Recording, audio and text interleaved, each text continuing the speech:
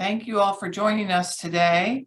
We will get started in a couple of minutes. Feel free to, actually, please do include your name, your state, and your tribe, if applicable, and your role in the chat, so we get to know each other.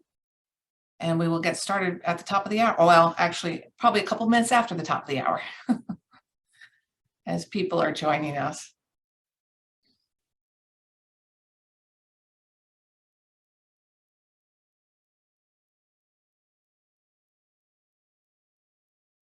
Thank you for introducing yourselves in the chat. Sometimes in these webinar formats, it feels like you're in a void, right? Some kind of talking to yourself, which I do, but usually my dog's around.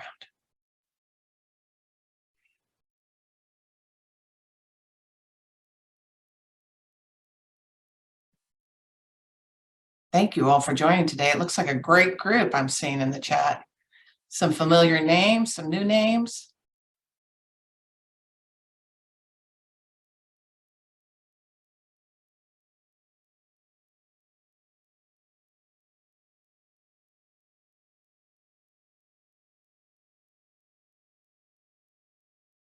Thank you again for joining us today.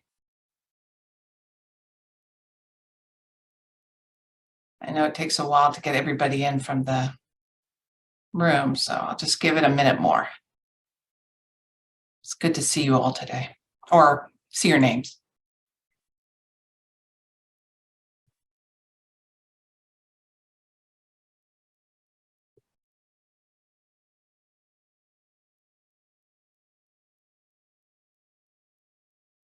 Well, thank you all for joining today. I'm going to go ahead and get us kicked off since we have a lot of hopefully great and useful content for you today.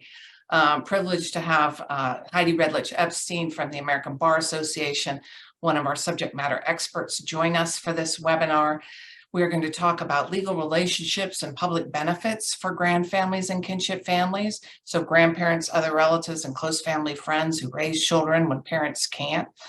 And this is in the format of a template that we will share with you and that you can complete with your state-specific laws and any state-specific nuances or territory-specific nuances on your public benefits, and then deploy to your staff and to your families as you see fit, and train other people on all of these options and benefits, so that everyone who needs to be aware of these things, especially the families, are. So thank you again for joining us. Thank you for introducing yourselves in the chat. I will kick us off on the next slide by telling you just a little bit about us. And I know many of you already know, but the Grandfamilies and Kinship Support Network is a national technical assistance center. We just entered into our second year. We have been busy and we have been working with the systems that impact the families. So we don't work with the families directly, but we want to empower you all as systems, and they're listed here on this slide, and as kinship navigators, and as area agencies on aging, and as court improvement projects, and other nonprofits that support the families, better support them. So elevating promising practices, elevating the work that's out there so that others can copy it, replicate it, and we can all support the families better. Next slide, please. We are doing this work in a number of ways moving forward. So we have these webinars, and thank you for joining us today. We're having another one in January, and we will be having them periodically throughout our time as a technical assistance center, which we hope will be indefinitely. We will also be having learning collaboratives, which will be rolling out soon. So look at your external newsletter. If you haven't signed up for that yet, please do. You'll get it once a month and kind of learn about what we're up to. Amongst the things we're up to is you can ask for individual technical assistance requests. There's a form on this slide to request that help. We're also accepting for the next week applications to be considered an exemplary kinship policy practice or program. And if you have any questions about that, please reach out to any of us here on the network staff. Next slide, please. We just launched our brand new website about a month ago now, thanks to our assistant director, Melissa Devlin. Tireless work on this website. You can find a number of resources, the events that we host, the application for that exemplary practice. That tab up at the top will take you straight to the form to request individual technical assistance. So we hope you visit our website frequently as we're updating it and sharing new resources all the time. I failed to mention, but to sign up for the newsletter, that QR code that was a couple of slides before will take you directly to that sign up form. I'll also ask the team to drop it in the chat if you're not already on our newsletter list. It is now my privilege to turn it over to one of our most important subject matter experts, Heidi Redlich Epstein with the American Bar Association. Heidi. Thank you, Anna. I appreciate that and appreciate everyone joining us today and your time, as we know it is valuable. So I am with the American Bar Association Center on Children and Law. For those of you who may not be familiar with it, most people know the American Bar Association as one of the largest member organizations for attorneys, but some folks don't realize that we have a public interest arm, and the Center on Children and Law is part of that public interest arm. We work to promote access to justice for children and families. We're approximately 20 attorneys working on a whole host of different issues, including kinship care, immigration, education, legal representation, and coalition building. We work at both the state, local, and national level. Feel free to visit our website for more information about all the different tools and free resources that you can get from the American Bar Association. Thank you. So now I think we're going to kind of jump into the substance of why we are all here today, I believe. Next slide, please. Oh, before we do that, I do want to mention that we have together, a few organizations have worked to put together some tools that I think are probably the most valuable because they are very state specific. Grand fact sheets that can be found on our website, grandfamilies.org. Got the link there. Each one of those fact sheets provides information about resources that are specific to your state, data that is specific to your state, and we really welcome your feedback. If there's a resource, because they're changing every day, if there's a resource that's not on those fact sheets, please let us know. We love to include it on the fact sheet. But this is honestly one of the first places we send folks when they are coming to us for referrals or information. So feel free to check out those fact sheets. Thank you.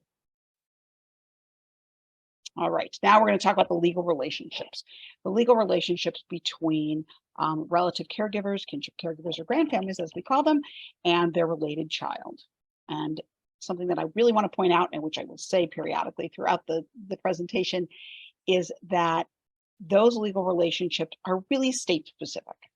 So we will try to give kind of an overview of the different types of legal relationships that exist. And I know there are a lot of fellow lawyers on the webinar with us. And so I'm sure you will do some translating in your own head as to what those terms are in your state. The terms are different, the laws are different. It's all very state specific, but I'm going to try to provide you with sort of an overview of what those different legal relationships look like. Next slide, please. So what are some of the obstacles? Well, unlike parents, we know that relative caregivers do not have an automatic legal relationship to the children that they're raising, that this is a situation where they need to go to court in order to get that legal relationship most of the time. It often can be costly, it can be time consuming. A lot of times kinship caregivers think that they're only caring for these children for a few days, which turns into a few months and potentially a few years. And so the thought of actually pursuing that legal relationship sometimes becomes kind of daunting for them. However, without the legal relationship, they do run into some blockades, such as accessing services and supports for the child. Sometimes you really need that legal relationship in order to be able to access those services, sign off on different permission slips, etc. If the child is coming to the relative caregiver through the foster care system, the agency has legal custody and can help that caregiver access the services. So that really becomes more of a situation where you're working within the child welfare agency. Some of those obstacles really are not as relevant for you. But for those who are outside the child welfare system, it becomes critically important to establish that legal relationship. It's also very important to understand the different options, which is why we're going to do kind of a high level overview of what those options might look like in your state, because it's complicated enough for professionals, which can only imagine how caregivers feel when they're trying to distinguish between custody or guardianship or adoption. But ultimately, the families do know what's best for them. They just need to have the information to be able to make those decisions, make an informed decision. Next slide, please. So what are the different paths to permanent kinship families? So what we're talking about are those situations when the child comes to live with a kinship caregiver and for whatever reason cannot safely return to the care of their parents. So we have sort of two different paths. One is if, again, you're inside the foster care system, you're in a situation where the state has legal custody of the child, but you're the kinship caregiver. And within that system, you can either be what's called licensed, sometimes it's called approved or certified. And if you're that type of kinship caregiver, you really stand in the same position as a foster parent and non-related foster parent with regard to the monthly assistance and services that you can access. However, in some states, many are not licensed or certified or approved through their state system, but they're still caring for the child within the custody of the child welfare agency, and their financial assistance varies. Some states have their own specific programs, but almost all of them rely on TANF or temporary assistance for needy families to provide the support needed to care for the child. Now, if you're coming through that system, the various permanency options, again, if reunification is not possible, is for you to pursue adoption, and we'll talk about that in a few minutes, legal custody and guardianship. Now the other area is those outside the foster care system. And as we said, they don't automatically have that legal relationship unless it's something that's been pursued in court.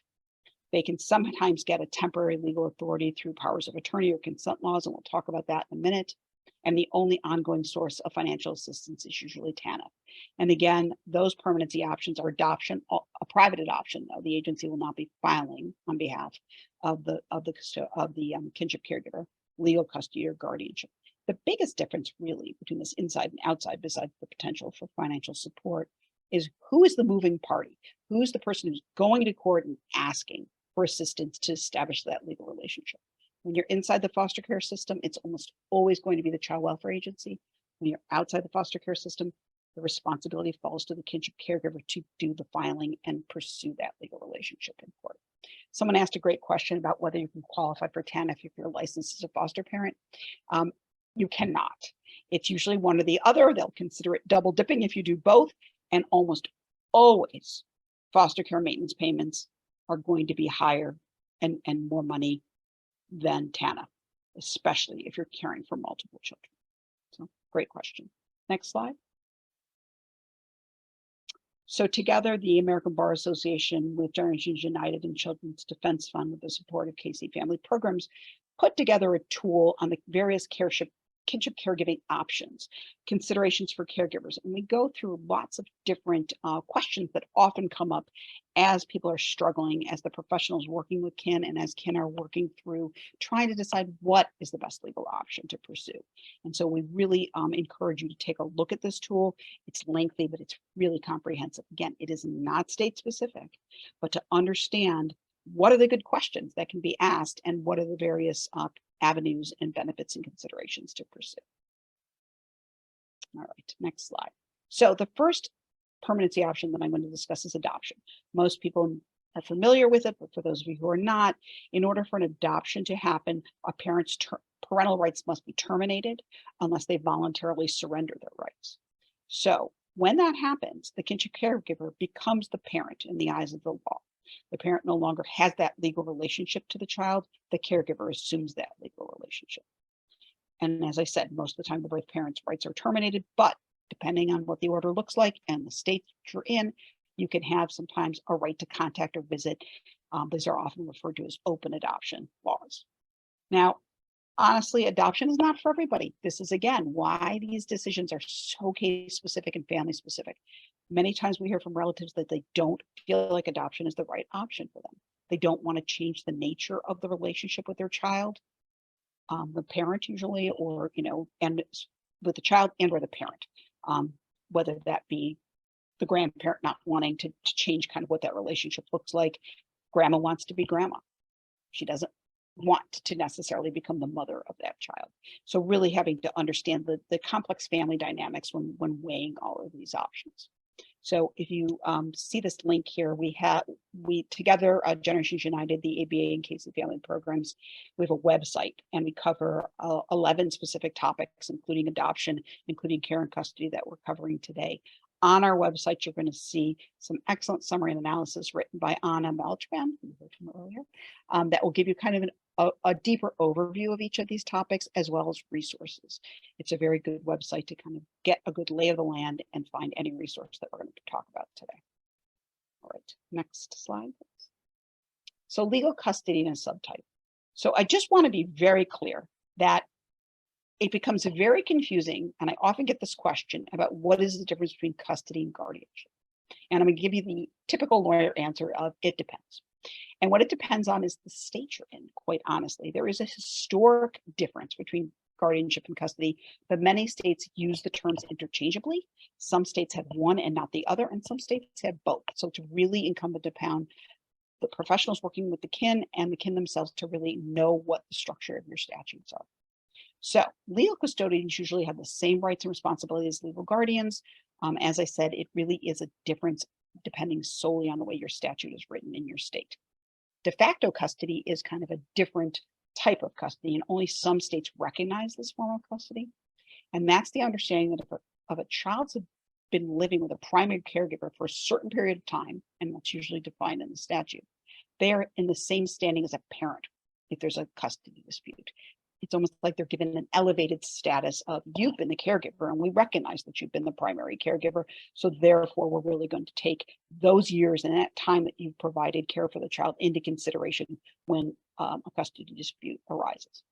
And then ultimately, as with almost everything having to do with children, the final decision with regard to custody is based on the best interest of the child.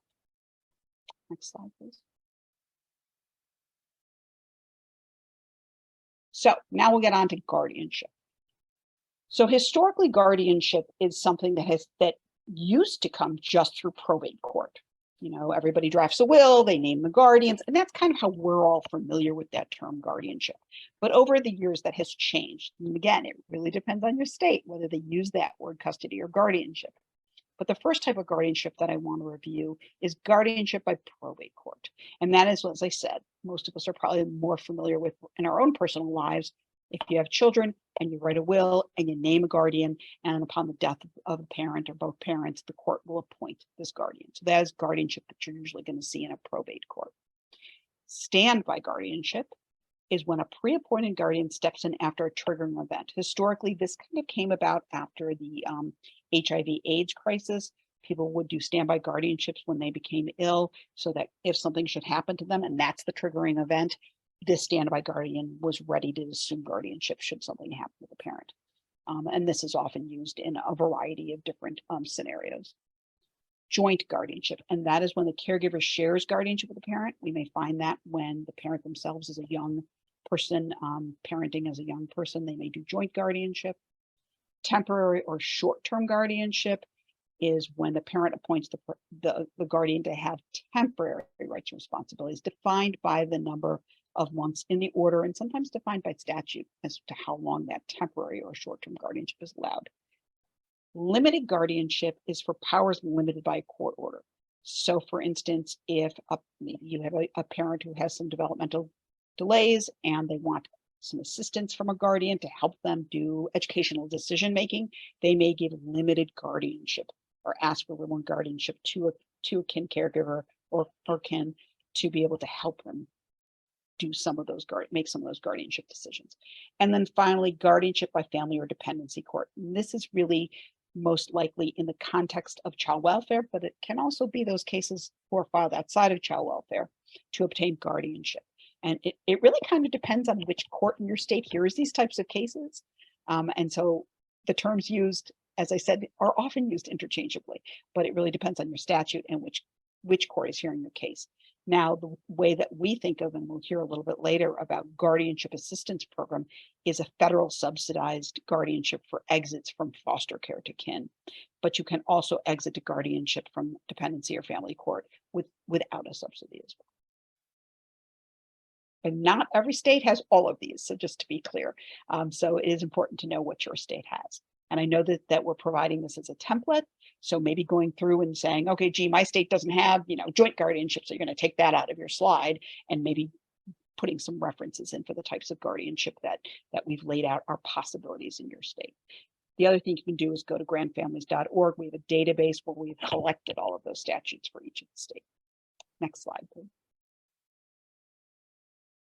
All right, so comparing adoption and guardianship, and we often have this conversation with caregivers, especially as they're exiting the child welfare system, can be a very, very daunting task to try to determine what is the best permanency option for your family. So what Generations United with support from the Dave Thomas Foundation did was create a chart. Again, a national chart kind of weighing some of the pros, cons, rights, responsibilities, and benefits of choosing adoption versus guardianship and vice versa. There are a few state-specific charts that are available on grandfamilies.org. And if your state is interested in having one of these charts drawn up for your state, specifically, contact Chelsea Rhodes at Generations United, and I'm sure they will get right to work on it. All right, next slide, please. So what is a power of attorney?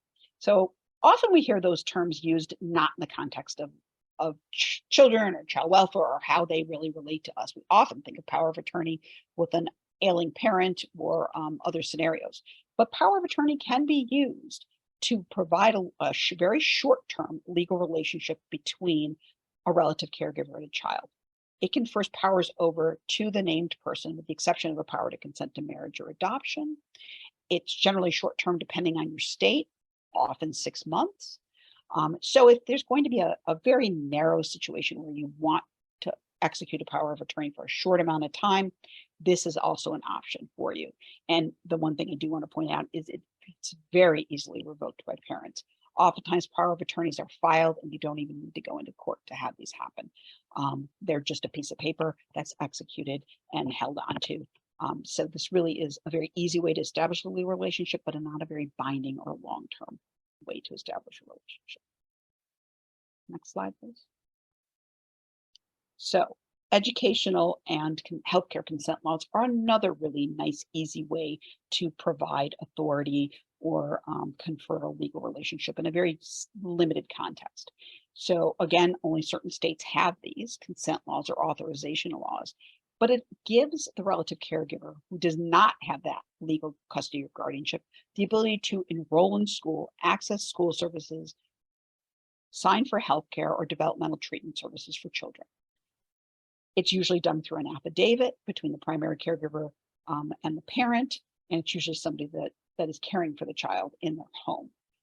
So there is a nice brief about the use of educational and healthcare consent laws if you want to look at that later, and maybe find out if your state has these consent laws. Again, it is a very narrow way of forming a legal relationship around one or two of these issues, education and healthcare. And we'd like to point out that Montana has a very useful model that they've constructed with regard to these consent laws. Next slide. So deciding which legal path, and everything that we've kind of been talking about so far really is about informing your decision and helping as professionals, helping kin caregivers inform their decision, and as kin caregivers trying to make the best informed decision, but ultimately trying to kind of weigh those pros and cons, deciding what's best for their family is very important. So we have to kind of think about deciding which is the right legal path. Next slide, please. So when legal custody and guardianship may be most appropriate. So for instance, if you've got a young person or a child who has a strong bond to the parent and they don't want those parents' rights permanently severed through termination of parental rights, which is required for adoption, pursuing custody and guardianship makes sense. Another example would be a parent who has a physical or emotional disability, and although they want to keep those family ties, they still want to be the parent. They cannot care for the child by themselves. So looking at custody and guardianship to somebody else who can maybe help them is a really nice way to be able to affect that legal relationship, have some permanency in the child's life, but not cut the parent out, frankly. I think also custody and guardianship, as I mentioned earlier, is really important when the kin caregiver themselves believes that they don't want to change that family legal relationship. They don't want to alter those family legal ties because it's not in the best interest of the child or sometimes the parents or the family as a whole Oftentimes relatives choose to pursue custody and guardianship because it's something that the whole family can agree is best for the child, including the parents. And frankly, whenever you can engage the parents in making the right decision to support the child and permanency for the caregiver, it's always better than having to fight in court. So we also know that sometimes there are cultural norms that work against termination of parental rights, making it kind of not appropriate to look at a termination of parental rights. And then finally, in order to achieve a termination of parental rights, unless there's a voluntary surrender, you have to prove certain statutory grounds. So sometimes the agency does not have what they need to prove those grounds, or nobody really wants that lengthy trial or the possibility of an appeal. So again, custody and guardianship really is appropriate in those specific circumstances. Next slide. When is adoption most appropriate? Well, there are times when the termination of parental rights just makes sense and it's best for the child. If the parent has a long history, for instance, of substance abuse, and it's just something that they cannot overcome, and the caregiver has decided that that's really not the best way to support them or the child, is to keep them involved in the child's life. So it's really something that has to be not entered lightly, but really considered. A lot of times the caregiver wants to obtain all rights and responsibilities over the child, which can be achieved through adoption. There is a concern with custody and guardianship that at any time the parent may file, and it's true in most states, that at any time the parent may file to regain custody and guardianship. It is particularly difficult once an adoption is achieved for a parent to retain, to reestablish their parental rights. It's not impossible, and again, it depends on your state, but it is very difficult. This can be used sometimes if there's a problematic relationship with the parents, and the caregiver really wants to just do the adoption, have sort of that clean cut where it is established who is going to be making the best decisions for the children. It provides more control than legal custody regarding the parent's access to the child. Unless there is a court order providing for open adoption or access, once the child is adopted by somebody, the access to the parent stops unless court ordered to be allowed, or frankly, the adoptive parent may allow it themselves when they decide. And I do want to mention something called tribal customary adoption, which is a really nice blend of all of these concepts I've kind of been talking about. And that is a transfer of custody of a child to the adoptive parents. They become the parents, but they don't terminate the rights of the birth parents. Next slide. So when is temporary legal relationship? When a temporary legal relationship can be appropriate. So we talked a little bit about temporary guardianship situations and why would you want to enter into a temporary situation? We know that when you enter that temporary legal relationship, it's time limited. It's very, very strictly defined. It might be defined on what types of powers, rights and responsibilities are conveyed, or it might be constrained by the amount of time. And so oftentimes it's the parent who's designating the caregiver as this temporary caregiver. For instance, a parent is in prison and there's a short sentence. They need to undergo a medical procedure or rehabilitation. A custodial parent is traveling for a seasonal job or other opportunity. Often think about, when I would go out of town and leave my parents to care for my child, I would scribble something on the back of an envelope. So something a little bit more binding than that is probably better, but establishing some sort of temporary legal relationships at times can be appropriate. Next slide. So I am going to turn it back over to Anna to kick us off to the next group of slides. Well, thank you, Heidi. We can pause here though, and I know there have been some questions. So Shayla, perhaps you can elevate some of the questions that haven't been answered. Sure, and it looks like many of them have been addressed, but one came up is, how long does it typically take to get approved for TANF? Well, it's such a great question. And Heidi, I don't know if you know off the top of your head. I don't. I would think it would vary dramatically from, where you live and where you are. But I'd welcome people, because I see we have a number of states and territories represented, to just put in the chat about how long it takes where you are. And then maybe we can kind of guess at an average. That's about as best as I can do, I'm afraid. I think it's also worth asking when you apply for TANF, because it probably partially depends on things like how long things are being processed that given minute. So I think it'd be hard to come up with an average, because there are times probably when they're inundated with applications as opposed to other times. Looks like we have another question. How can a guardian caregiver obtain passports for the children in which they have guardianship by dependency court and the bio parents are no longer available or in the wind? I think that's a great question.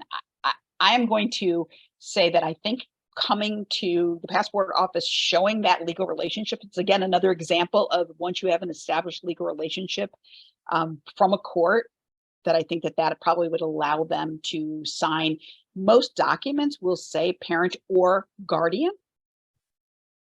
So I think that showing those court order papers, showing that you have that legal relationship to be able to make those decisions. All right, we'll move on to the next one. If both parents are deceased and there is no will, what is the process regarding the children? And this is from someone in Missouri. Wow, that's a great question. Again, I think it's probably going to come down to your state law, but what I am going to assume is that letting the court know that you would like to be considered a guardian. Most probate courts have a process for that. You certainly don't want the child, if there's somebody ready, willing, and available to care for the child from the family, to end up in foster care. But my guess is that there is probably in every state, there's a different procedure through probate court. So it would be notifying the probate court that you would be interested in caring for the child. Anna, do you want to add anything to that you're aware of? And if there's anybody in the chat that's had that experience and wants to put it in the chat, that would be great. Yeah, I think that's a great answer. So, but if anybody wants to add anything. I see a few people are adding some additional comments in the chat, and we have another question that has been raised. What if your child's mother may have mental issues and you want to give the child a permanent home? And that's a scenario we're really here talking about today, isn't it, though? When you as a kinship caregiver want to step forward and care for that child and establish that legal relationship. Again, it's really going to depend on your state and what kind of legal relationship you want. But I would strongly suggest talking to either your kinship navigator for a referral or speaking with an attorney about what is the right path to take and what is the paperwork to file in your state. What would make the most sense with regard to, is it custody or is it guardianship, especially if that child is not yet involved in the child welfare system. Okay, and one last question for someone who is a foster caregiver in Illinois, and they're curious, when does the time start? It says the 15 months as wards of court. So what that person is referring to is when a child is placed in child welfare in the custody of the state or tribe under federal Adoption and Safe Family Act law, the agency is required to file a termination of parental rights petition after the child's been in care. And it's different in every month. The federal government lays it down as 15 months roughly. They say 15 of 22 consecutive months. Some states have shortened it to 12, but basically they are compelled to file a termination of parental right unless a few circumstances exist, such as the parent is very close to reunifying and they're working hard on their plan. There's a relative willing to care for the child. Maybe the relative doesn't want to adopt, so why terminate the rights? You may move to guardianship or custody instead. But so that's just background. But to answer your question is when it starts from the time that the child is placed into the custody of the child welfare agency. That is when that 15 months starts tolling. So if the child's been living with, their aunt and then comes for 3 months and then comes into child welfare, those 3 months don't count in the 15 months. It's once the child welfare agency takes custody of the child. Thanks, Heidi. And we do have a few more rolling in here.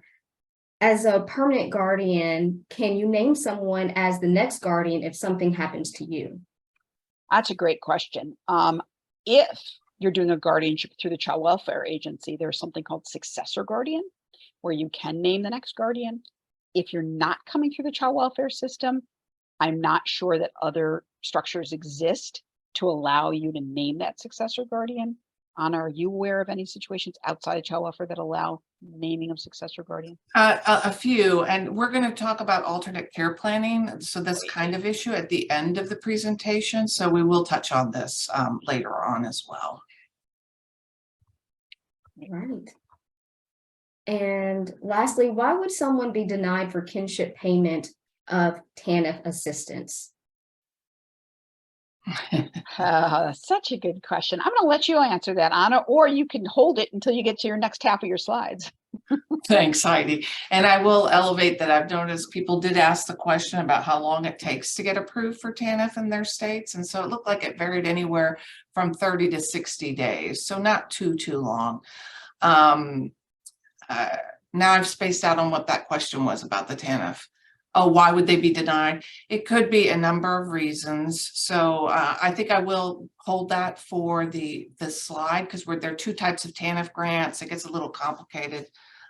So if you could just bear with me, we will get to that question. Thank you so much, Heidi, and thanks for all these great questions. And do keep in mind that we do have an individual technical assistance request process. I will say that for a lot of the case-specific questions, so caregivers that are asking case-specific things from like certain states, it would be better to reach out to a legal provider or a service provider in your community because like we elevated at the beginning, the laws in this area vary so greatly depending on where you live that it's difficult to answer questions accurately. And so the people that are in your community are better equipped to answer that. What we can give here and what we're trying to do is give a high level and give you a template as service providers that you can tailor to your community and empower caregivers with the right with enough information to ask questions, right? So, oh, there's TANF, I could be eligible for that. Oh, there's Social Security, I could be eligible for that. So kind of giving you a laundry list that then you can learn more about where you live. And the caregivers are at the heart of what we do, even though they're not our direct audience, because we are more focused on supporting those who support the caregivers. They are at the heart and soul of what we do. They're a part of the network and they're on our management committee, caregivers are. So informed and really right there up front with everything we do.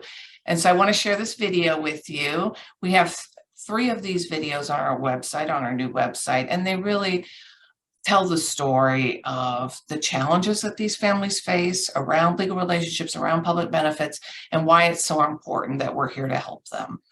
So Mari, if you will play the video.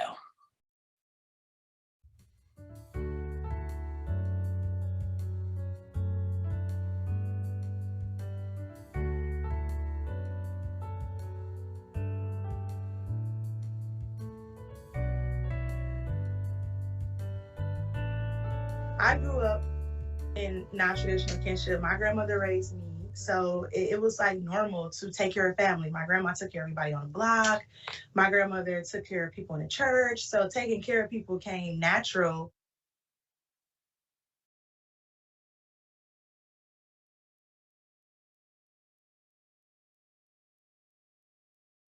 It was really stressful to take care of an extra child that we wasn't expecting without no support. At the time, the parents was getting state benefits for her and WIC and stuff for her, but they wasn't giving it to us. So we had to come out of our pocket for clothes and formula and all the stuff that little babies need on top of her prescriptions because she had medical conditions.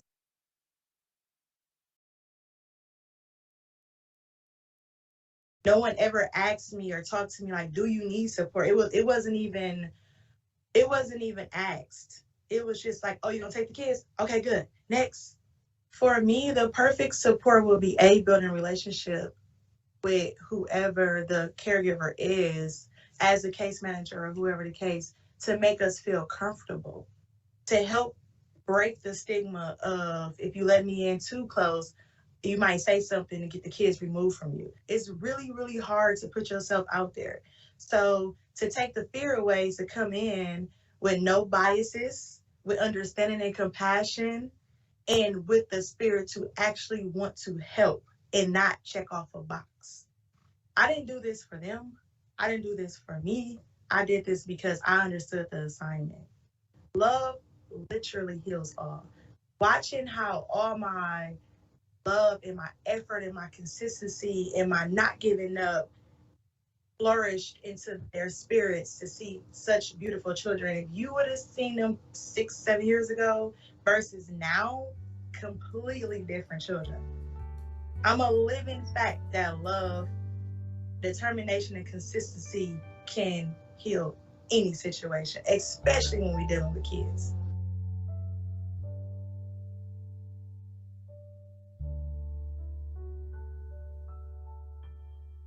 And that's why we do what we do, right, everyone? Really amazing caregivers and families and stories out there. And we encourage you to use these 3 videos free of charge. They're on our website as part of your trainings when you tailor these this PowerPoint template to your needs, or in any other context. You're welcome to use those videos. I am very happy with them. I think they turned out really well and captured the essence of these wonderful families. Next slide, please. So we are going to turn now to public benefits. And the idea here is to really kind of give you all as service providers and as families kind of a laundry list of what's out there to support the families. And not every family will be eligible for everything, of course, but these are important things that the families are equipped and your staff is equipped and knows about, so that they can direct the families in the right direction and get the specific questions answered. Because like we both said, Heidi and I both said, all of this varies so dramatically from where you live. But what I'm going to share with you now is true nationwide, with nuances and with variations, but these are all federal opportunities. So next slide, please. There are essentially a handful of sources of ongoing monthly financial assistance, because these families are caring for children that they did not plan or expect to raise. They're not like parents, right? Parents have an automatic legal relationship to the children. They planned or expected to raise these children, but these caregivers, whether they be a sibling, whether they be a grandparent or an aunt or a godparent, weren't planning on raising these children. And not many of us could raise another child without extra income. So we need to move away from that notion of paying the caregiver or feeling guilty for asking for support, because this is an extraordinary task that these families are taking on, and loving these children. So there are a handful of possibilities here, which we want to go through. The foster care maintenance payments, which Heidi touched on. So if the caregiver is licensed, approved, or certified by the Child Welfare Agency to care for the child that's related or kin to them, they should be eligible for ongoing monthly foster care maintenance payments. These are typically much larger than, say, a temporary assistance for needy families child-only grant, and they also come with other services and supports as well for that licensed caregiver. For most of the families, that's not an option because they're not involved with child welfare. The child welfare system did not remove the child from the parent. The caregiver has stepped up independently of that system. The data shows that there are at least 17 caregivers outside of foster care involvement for every one with foster care involvement. So many more of these families are outside the system. So what can help them, and some that are in the system, in the child welfare system as well, if they have not become licensed or certified or approved, is temporary assistance for needy families. And we've talked about that some already. That is essentially welfare, what we used to call aid to families with dependent children. And that can be an ongoing source of support. Within the foster care system, again, there's adoption assistance. And that is for children who have been adopted from foster care. So the relative doesn't have to be licensed as a foster parent, but they will have to go through some type of approval process. And if they adopt from the foster care system, they should be eligible for ongoing adoption assistance on a monthly basis up to that foster care maintenance payment rate. So that is an important source of support for those families that have chosen that pathway of adoption from foster care. Guardianship assistance is also available, and that's typically only for those who are exiting foster care as well. So these are kind of just broad strokes, and when you take this template and design it for your own state, you can get more specific. Many states, territories don't call TANF, they call it TIA, there are all kinds of names out there. So it's important to make sure that you use your TANF name for your training. Next slide, please. Adoption assistance. So this is for those children that are being adopted from the foster care system. And like I said, it's up to that foster care payment rate, maintenance payment rate. And it's for children who are adopted with special needs. But special needs is generally not what we consider in common parlance special needs. It can be part of a sibling group. It can mean it's the child is a teenager. Each state defines it slightly differently. And we're fortunate that NACAC, the North American Council on Adoptable Children, has compiled all of this. And you can easily find it for your state. And then you can drop that information on the template for your state and what it looks like. Next slide, please. Guardianship assistance. So again, this is for exiting foster care, and the relative has to be a licensed foster parent. So that's an important thing when you're considering that legal pathway. Okay, you may be caring for a child in foster care, but you're not licensed or approved or certified or whatever it's called in your place and where you live. And so you will never be put on this pathway because you have to be licensed to exit foster care with guardianship assistance. So what this allows is the relative foster parent to become the child's guardian and exit foster care with monthly support up to the foster care maintenance payment rate. And these bullet points here are federal requirements. So every state, tribe, and territory that has guardianship assistance through the federal funding has to have these requirements, which is adoption and reunification are not options for that child. So that those things are considered first. Can the child go back to the parent? No. Can the child be adopted? No. Okay, then we can look at this. The child has to be what's called Title IV-E income eligible for the federal gap. Now, there are many state gap programs too, or local gap programs, and they have to be with that licensed relative for 6 consecutive months. And this is a very good way to qualify more children into this opportunity, is that if there is an ineligible sibling in that home with an eligible sibling, so say 2 grandchildren, 1 grandchildren came from a home that was poor enough to be considered 4E eligible, so they can get guardianship assistance, then that other sibling who may have come from a different home, maybe a half sibling, can get the guardianship assistance. So that's an important way to get more children, to have more children have their needs met through this kind of assistance. Next slide, please. So this is an idea of who has these guardianship assistance programs. And much like when adoption assistance first was rolled out and, within its first decade, it was underutilized. So these guardianship assistance programs are sometimes best kept secrets. And you may look at your state there and go, I didn't know we had this. What is this? Where is it? So hopefully this empowers you to learn more if you don't know about it yet, because as I say, they are underutilized in general, but they are an excellent option for some families to exit foster care with financial support. Next slide, please. So the temporary assistance for needy families. So I wanted to hold that question about why you would be rejected or denied for this slide, just to go into a little bit of nuance, which is all over the country, there are 2 types of TANF grants. And again, TANF may be called something different depending on where you live. It could be called lots of things. And actually on that fact sheet that's linked there, we have what it's called in your state. So that should be the title of this slide should be replaced with your state program's name. But there are 2 types of TANF grants, and this is true everywhere: family grants and child-only grants. And family grants are where the caregiver, the whole family is on that grant.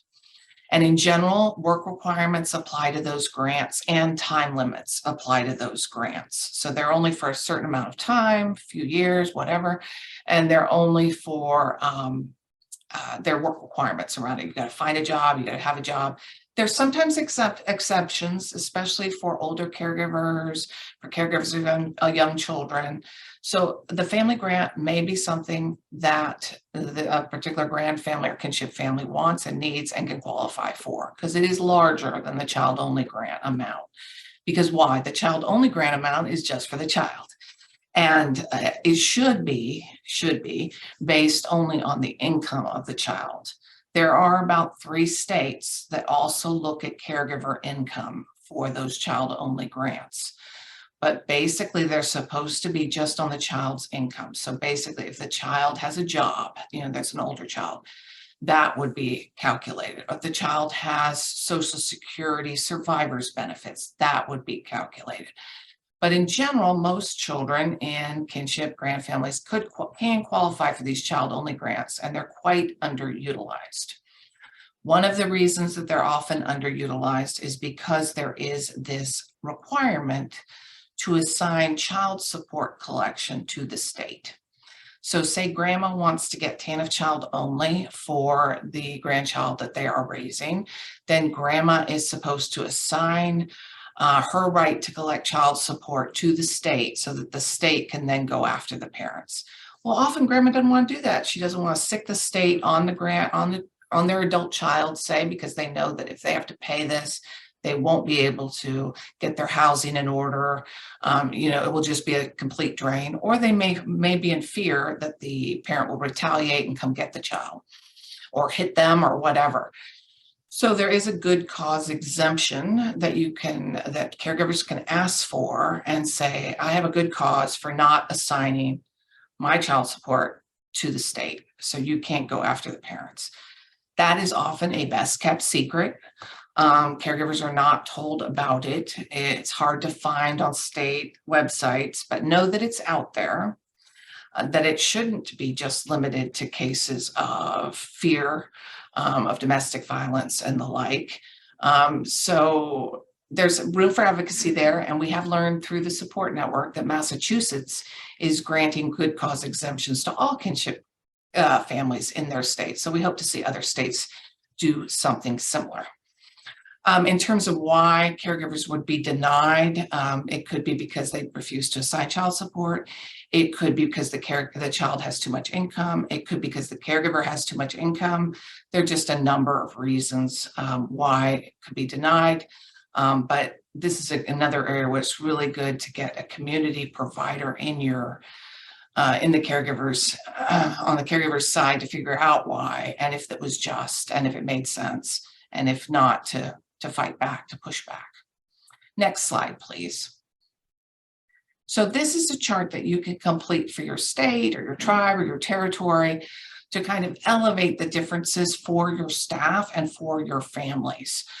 Because if this was completed on national averages, and I'm afraid we only have 10-year-old national averages, but you would see that, especially for caregivers raising numerous children, like say 3 children, the number of support, the dollar amount of support is just dramatically different on the TANF child only side versus the foster care maintenance side, or the guardianship assistance, or the adoption assistance. So it's important that families know the difference, and especially for those that are in foster care and have the option of becoming licensed and getting that greater support.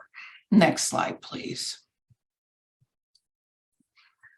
So those are kind of those ongoing monthly supports that are out there and available, and that can be, those slides can be tailored to where you work and where you live. These are don't vary state to state. Social Security, it's an important support for many children. It truly is an intergenerational program. And so many children that are raised by kin are eligible and are receiving Social Security benefits because their parents died or because their parents are disabled, similar. And kin can apply for these benefits for the child based on the work record of the child's parents. The third bullet is interesting in that the child can also qualify on the grandparent's work record, but only the grandparent. So not an aunt, uncle, fictive kin. This is the only federal program like this that's limited to grandparents. And you can go to that link to find out more information about how that can work. Next slide, please. Supplemental security income. So there, we're linking here, and you can keep this slide the same when training your staff and your families. There's a tool here to find out if the individual qualifies. This is a support, an ongoing monthly support for those who have disabilities, children and caregivers. So it's an important thing to elevate for caregivers and families who may be eligible. Next slide, please. Medicaid and CHIP, this is huge, right? The healthcare can just ruin a family's, deplete the savings, and just create havoc financially. So children being raised by kin, whether inside or outside of foster care, should be able to access Medicaid or CHIP without legal custody or guardianship, based on economic criteria. And there are guides that the AARP has put out for each state. I believe this is just states, but that can give you a starting point for that. Anyway, it's just really a critical program, and very important that the families know about this insurance. 20 years ago, I remember hearing a story from a grandmother who had depleted her entire savings to fix her grandchild's teeth, not knowing that she could have gotten CHIP for that child. Next slide, please. Food and nutrition programs. So we just released, Generations United just released a State of Grandfamilies report. We have an annual State of Grandfamilies report, and this year's report focused on nutrition supports, and you'll see that link at the bottom of this slide. But in general, and this would be a slide you could share with your families, is that Supplemental Nutrition Assistance Program, SNAP, what used to be called food stamps, is an important source of nutrition support for these families. Caregivers don't have to have legal custody or guardianship. They don't have to be related even. So there's a lot of really useful information on this fact sheet that's linked here that we at the network just produced with our subject matter expert, Frack. And I think it's an excellent fact sheet. I think Frack did an amazing job on it, and you can share it with the families directly. You can use it to learn more. You could share it with your staff to learn more about how they can access that important nutrition support. The WIC program, also a very important program for caregivers of younger children, and again, no legal custody or guardianship required. National school breakfast and lunch programs. For that, the caregivers would need to ask the school principal or the teacher for that application, but hopefully they will be able to qualify. Next slide, please. Childcare. Who hasn't, this is just a recurring theme in this country, in the election this week and everything, but childcare is something that is available to grandfamilies and kinship families as well. As we all know, it's challenging, it's limited, but we have got the link there of state programs. And again, you should tailor this slide to what's available in your state. Sometimes childcare is linked to TANF. So if a caregiver got TANF child only, they might be able to get child care. So tailor this slide for your jurisdiction. Next slide, please. Education, Heidi touched on this. It can be challenging to enroll children in school outside of the foster care system without a legal relationship. It shouldn't be, but it can be. There are those educational consent laws that we elevated. Also, in a number of states, there's a federal law called the McKinney-Vento Homeless Act. And a number of states effectively use this to enroll children who are in the care of their kinship caregivers, in the care of them informally, meaning outside of child welfare involvement. And they are able to get them enrolled in school, and in addition to services. So this comes with free school lunch, with transportation, with lots of services. And Washington State, we learned, for one, is very successful in enrolling these children and getting them these services as unaccompanied youth. You have to be careful as how you talk about the families, because these aren't homeless children. So being sensitive to that language, but knowing that that is a vehicle to get these children enrolled and with services.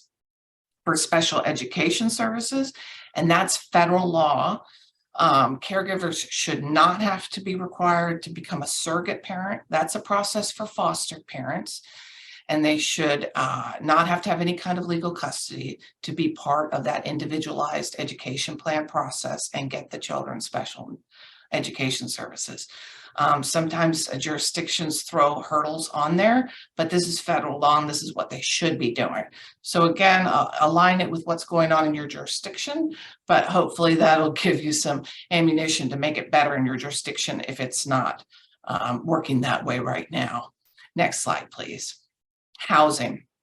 We've talked about housing a little bit in the chat. I've noticed there are lots of housing challenges for these families, as there are for many families. But again, what makes these families unique is that lack of an automatic legal relationship that parent-headed families have. So they may not be able to qualify for certain things. For example, the Family Unification Program, it's a voucher program available through the U.S. Department of Health and Housing and Urban Development. And it gives Section 8 housing vouchers for families who are certified at risk of having to enter foster care because of lack of adequate housing. Well, some places define families to be grandfamilies and kinship families, and some jurisdictions define families narrowly. So work with your jurisdiction. Again, tailor this slide to what's going on where you are. Next slide, please. So important to know that a few years ago, we did a State of Grandfamilies report on what we called immigrant grandfamilies. And by that, we meant one of the generations was foreign born, typically either the parent or the caregiver. Child is often US born. But there are very limited access to public benefits for legal immigrants. So yeah, typically they have to be here 5 years, legally have to be here for 5 years. There are all kinds of nuances on this. So I don't want to get bogged down in this, but I think it's very important that when you do your trainings using this template, you elevate what's going on in your state. If your state has expanded Medicaid and CHIP to immigrant children and pregnant women, because it is, there's that notion out there that legal immigrants can access public benefits, but it's legal immigrants with a lot of requirements on top of that in general. Next slide, please. This is an important program that's services-based, and many places, well, I shouldn't say that, but lots of folks don't know about it. Let's put it that way. So it's the National Family Caregiver Support Program and the Native American Caregiver Support Program. And they work slightly differently in terms of funding, but they provide in terms of how the program gets the funding.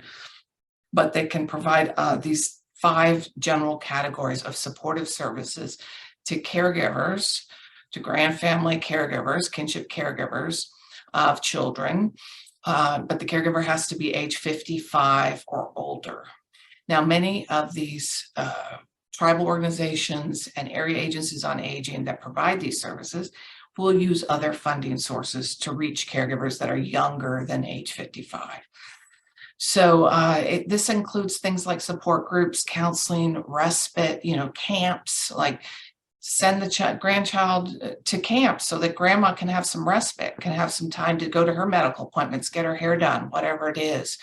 Under that 5th category, supplemental services, we're seeing a number of, we've seen states that provide direct cash assistance under that category or legal assistance. So that's quite flexible.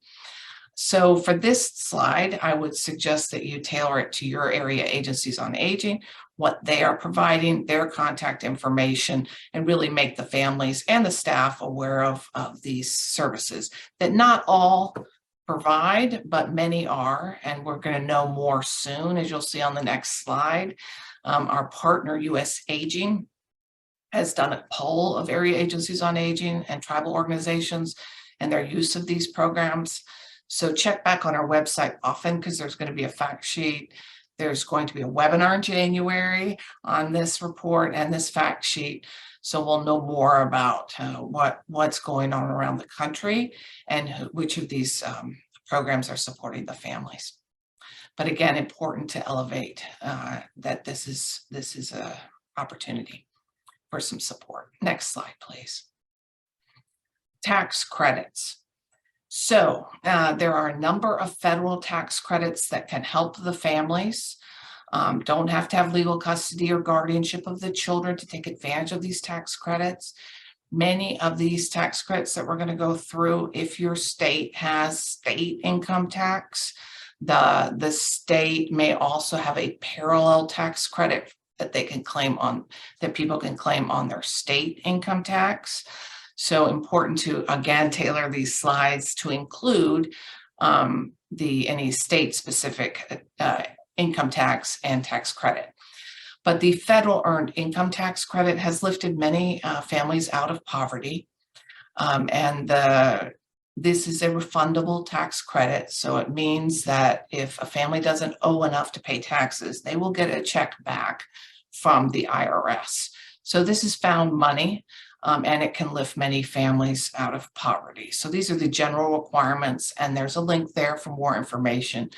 And this is true throughout the country, although nuances in Puerto Rico and Virgin Islands. Next slide, please. The child tax credit. We've heard a lot about the child tax credit recently because for the tax year 2021, it was refundable, which meant people were actually getting checks in the mail from the IRS. It's no longer refundable, but it is a tax credit that can be claimed by people who owe taxes and have something to offset. And it's important to know that there is no legal custody or guardianship or adoption requirement. The caregiver must have cared for the child for half of the year or more. This can be claimed by foster parents, whether related or not, and by related caregivers outside the foster care system, but they need to be related by blood in some way. If you actually look at the IRS provisions, cousins for some reason are not listed. Frankly, if I was a cousin, I would still probably claim the credit because I think it's just honestly probably an oversight, but it is an interesting thing to note. I think I've covered everything. I have included a link there to a fact sheet that we did for the refundable year for 2021, which provides some general information as well on how this tax credit works, even when it's not refundable. Next slide, please. The adoption tax credit. This is different than adoption assistance, and sometimes the two get mixed up. But adoption tax credit is open to anybody who adopts, whether from foster care or privately. So it's a way to encourage adoptions privately and from the foster care system. The difference between the two is if you're adopting from foster care, you can claim the whole credit without showing any expenses.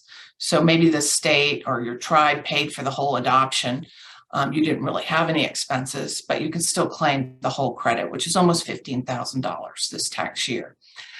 For those adopting outside of foster care, you have to show your expenses, but expenses include things like lawyers, filing fees, gas to get to the courthouse. Maybe you had to stay a night at a hotel. Maybe a caregiver had to stay a night at the hotel because the court is very, very far from their home.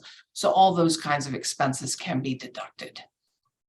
And none of these tax credits are counted as income, so they won't jeopardize any of those public benefits that we talked about earlier. There is no federal guardianship tax credit, and there is no state guardianship tax credit that I know of right now. There is in the president's budget for 2023, the proposal that adoption tax credit be expanded and include guardianship tax credits, but that's just, that's not law yet. Next slide, please. Alternative care plans. So I know we had a number of questions about this earlier, and in light of COVID, we got a lot of questions about it in the last few years because a lot of our families, were at jeopardy for contracting this virus because they're older in some cases, because they have disabilities, because they're more likely to be Black and Indigenous, all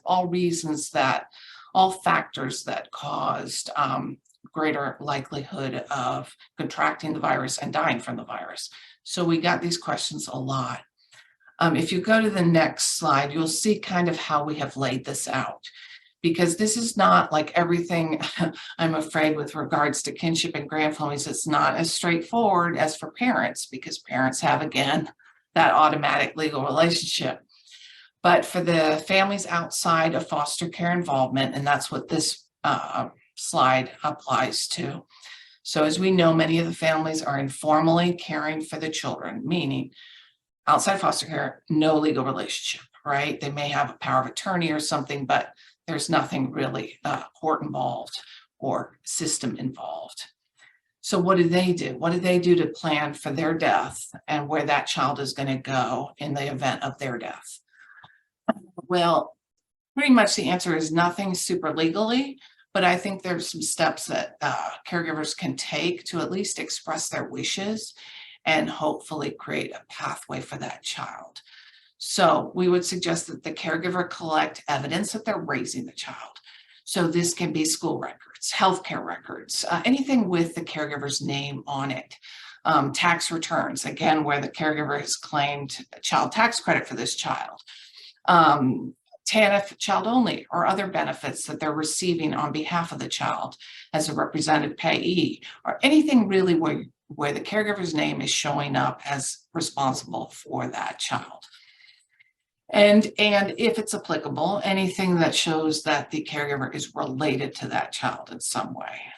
So keeping those files, and then coming up with a plan with a trusted person. So if they've identified, maybe their friend Sally. So their friend Sally is going to take on their grandchild if the grandma dies.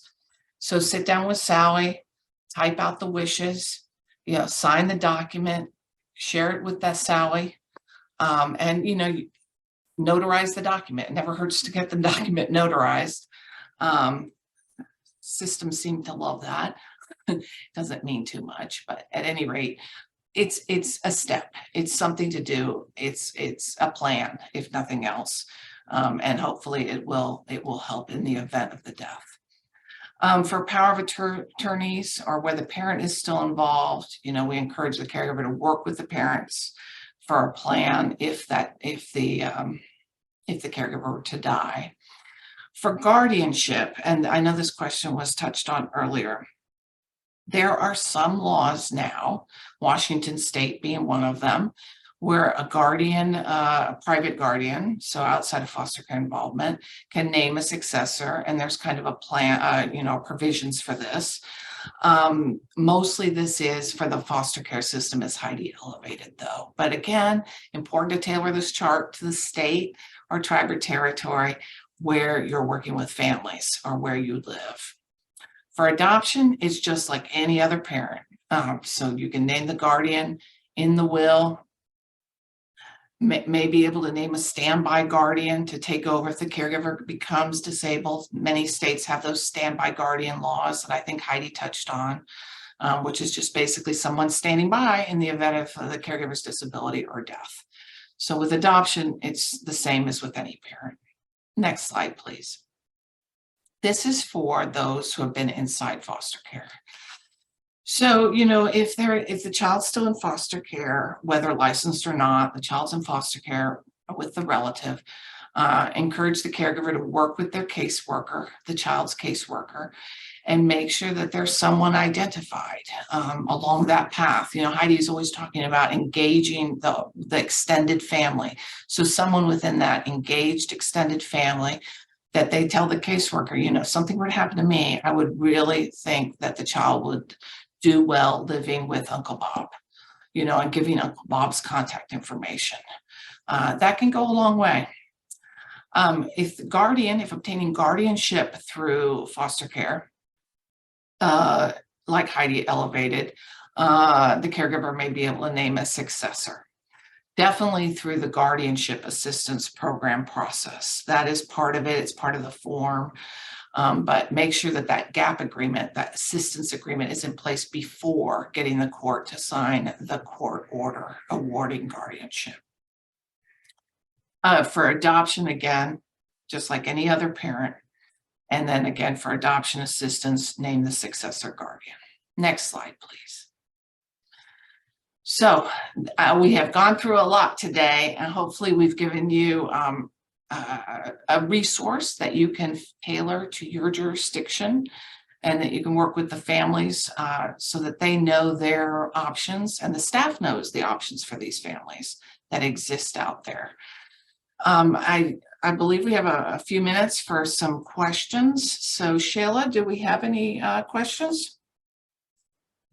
I believe you addressed everything within the information that you shared, but I do want to ask, for those who may have some case-specific questions, can you mention once again what steps you would recommend that they take? Oh, yeah, thank you, Shayla.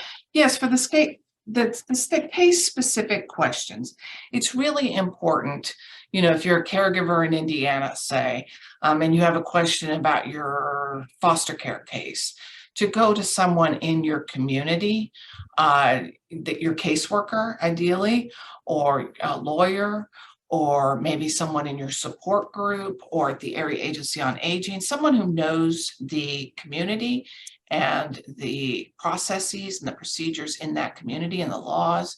They will be the most helpful to you, because Heidi and I and others like us know the big broad picture and what the universe of possibilities are out there. But in terms of answering case-specific questions, it's really not going to be as helpful as reaching out to someone in your community.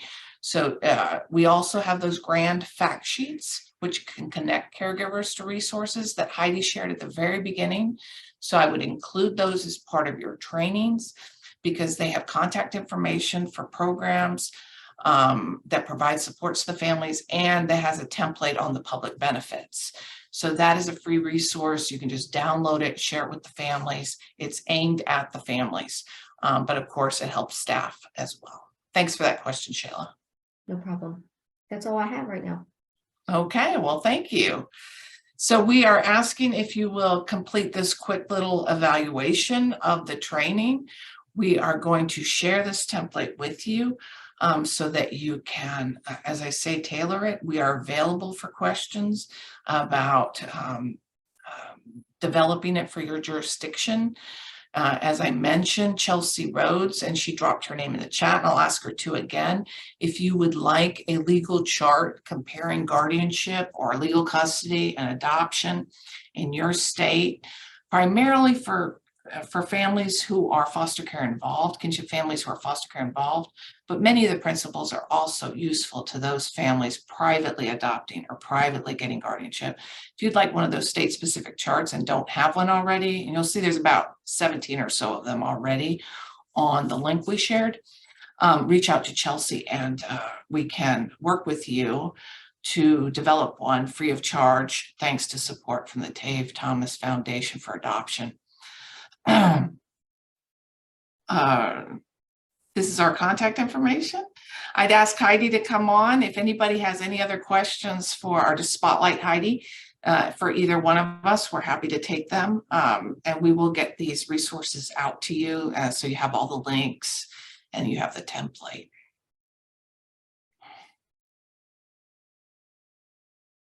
Have we covered the question, Shayla? I just want to reiterate how important kinship navigators are in your state, and how important it is to make sure you know who they are and work with them. We have even in the chat, got great feedback about kinship navigators. They're really out there doing a fabulous job. So Thank you, Heidi. So we do have another question. Is SNAP based on income of child or caregiver? Oh, such a great question. So SNAP is based on household income. So the only state that offers child-only SNAP, like child-only TANF, is Minnesota. And it's because Minnesota has a longstanding waiver with the U.S. Department of Agriculture in order to do that. We are looking into how to expand that opportunity so that more jurisdictions can offer child-only SNAP, but it is based on the household's income. And that fact sheet that I elevated has a lot of detail on that and how it works and how it looks and what's exempted, vehicles, homes, a lot of nitty-gritty that I think you'll find really useful. And I'm going to drop Chelsea's email in the chat. I hope I spelled her name wrong. Somebody can spell check me from the network staff. I can't see too well without my glasses. At any rate, thank you all so much for joining us. Know that we're a resource to you. And we thank all the caregivers who joined today and for all your work in supporting and loving these children, and for the systems that joined today and all the incredible work you're doing to help the families directly. So we're here for you. Thank you.